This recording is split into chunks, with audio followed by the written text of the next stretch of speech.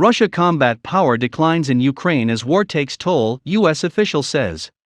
Russia's combat power in Ukraine has declined below 90% of its pre-invasion levels for the first time since its attack began, a senior U.S. defense official said on Tuesday, suggesting heavy losses of weaponry and growing casualties.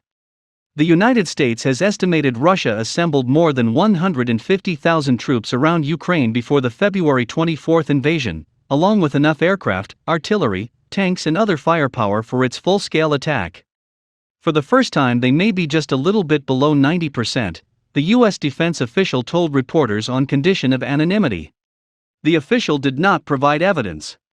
Nearly a month into the war, Russian troops have failed to capture a single major city, and their advance has been halted on nearly all fronts by Ukrainian forces.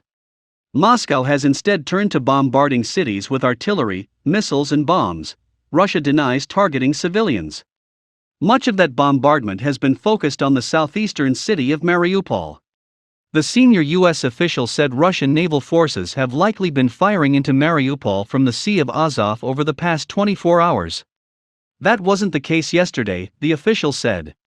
Russia has not officially updated its casualty figures since stating on March 2 that 498 servicemen had been killed and 1,597 wounded.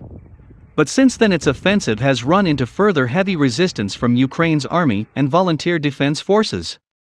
White House National Security Advisor Jake Sullivan estimated on Tuesday the number of Russian casualties was in the thousands but declined to offer a precise figure. As the conflict takes its toll, the United States has warned that Russia might seek assistance from China. Still, the White House said on Tuesday it had not seen any evidence of China providing military equipment to Russia. The U.S. official suggested that there were no indications Russia was yet pulling additional supplies into Ukraine. But we do continue to see indications that they are having these discussions, and that they are making those kinds of plans both in terms of resupply and also reinforcement, the official said.